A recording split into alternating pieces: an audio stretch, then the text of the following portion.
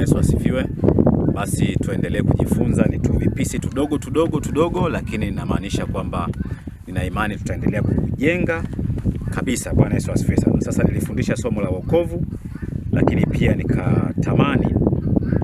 nikatamani kwamba tuguse point namba 9 ambayo katika kipindi kilichopita nilizungumzia habari ya matokeo ya wokovu. Tulianza kuelezea kwamba wokovu ni nini kama sio msisimko ama kujisikia, lakini tukaelezea kwamba maana ya wokovu ni kuokolewa na jambo fulani ama kuokolewa katika jambo fulani, lakini tukaelezea pia kuokolewa ni kumtoa mtu katika hatari ama mahala pa hatari. Namba 3 tukaelezea wokovu na maana yake. Namba 4 tukaelezea hitaji la wokovu. Namba 5 nikaelezea utoaji wa wokovu. Namba 6 ni jinsi ya kupata wokovu ambao unaweza ukasoma Tito 2:11 mpaka 13. Lakini namba 7 nikaeleza jinsi ya kuwa na uhakika wa wokovu. Lakini namba 8 nikaelezea eneo la wokovu, wakati uliopita, sasa na wakati ujao. Na sasa ningependa tujifunze matokeo ya wokovu.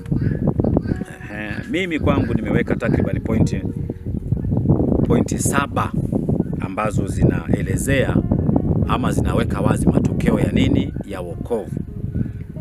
Unapookoka ama unapookolewa, kama ambavyo nimesema kwamba ni kumtoa mtu katika hatari fulani, yani kama wewe ungelitolewa katika hatari fulani.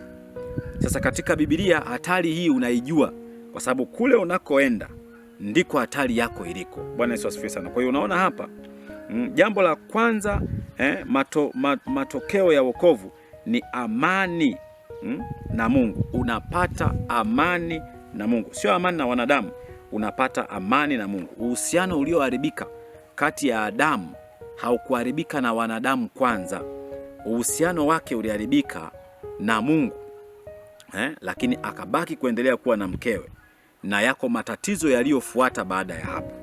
Lakini jambo la kwanza ni kuwa na amani na Mungu. Soma kitabu cha Warumi 5:1.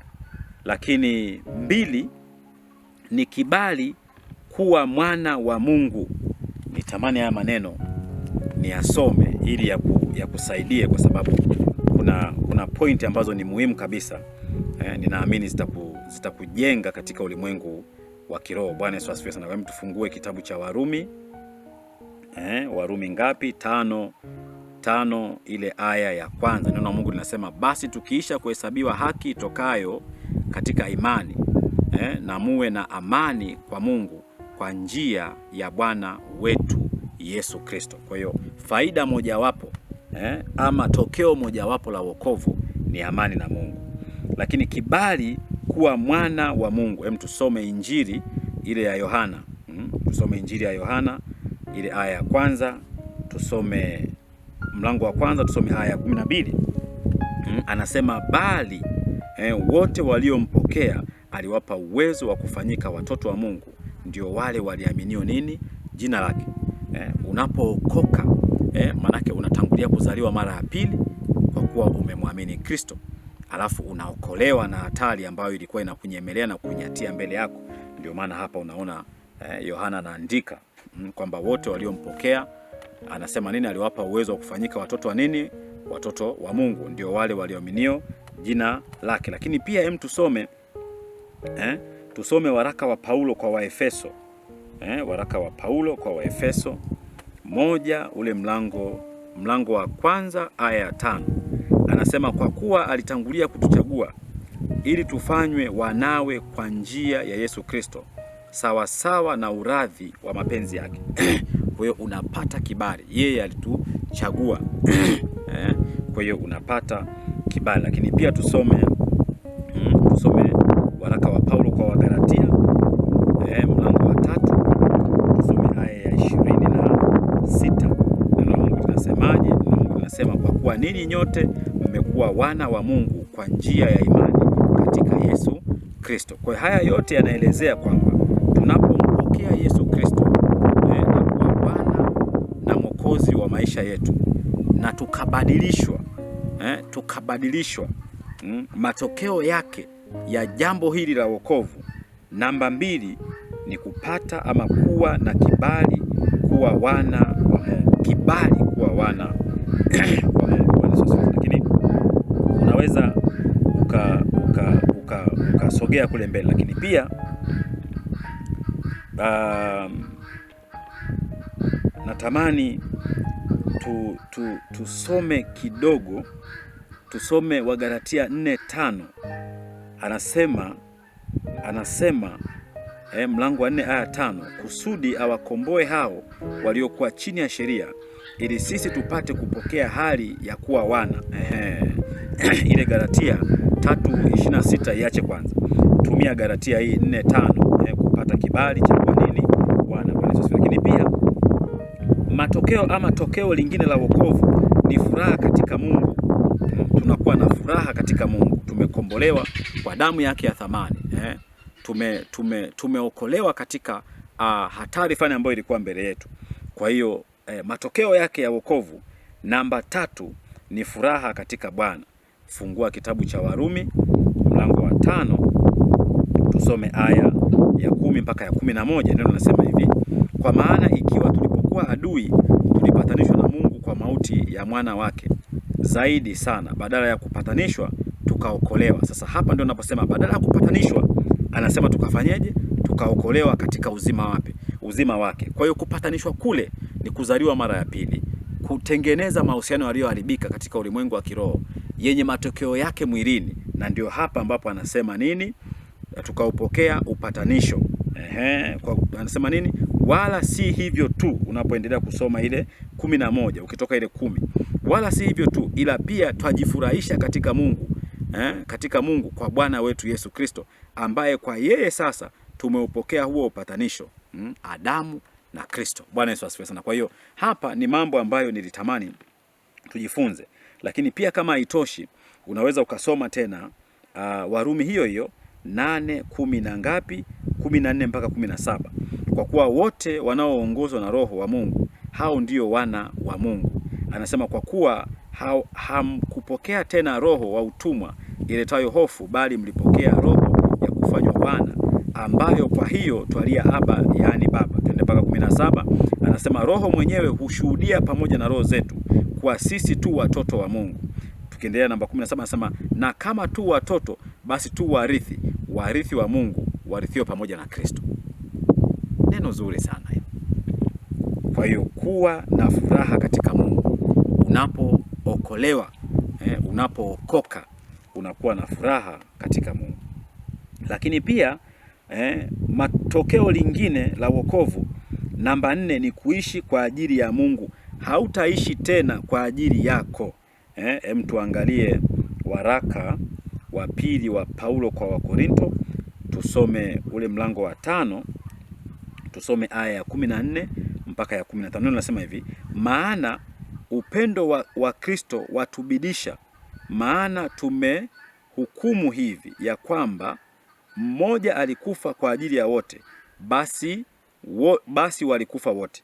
Tena alikufa kwa ajili ya wote, ili walio hai wasiwe hai tena kwa ajili ya nafsi zao wenyewe, bali kwa ajili yake yeye aliyekufa akafufuka kwa ajili yao. Unaona neno hili? Kwa sababu yeye alitukomboa, kwa hiyo yeye akafa kwa ajili yetu, lakini sisi pia tunakufa pamoja naye, ili sisi tusiwe hai kwa ajili ya nafsi zetu wenyewe, ila kwa ajili ya nafsi ya yule ambaye alikufa kwa ajili yetu. Very powerful scripture, very powerful scripture, very powerful neno la Mungu. Na hii ndio inawaambia ama kitu ambacho kinaweza kawasaidia Wakristo wengi, kwamba unapoamua kuokoka, maisha yako sio yako. Roho Mtakatifu akishaingia ndani yako, yeye ndo anayeratibu kitu gani ambacho wewe unahitaji kufanya. Bwana Yesu asifiwe sana. Lakini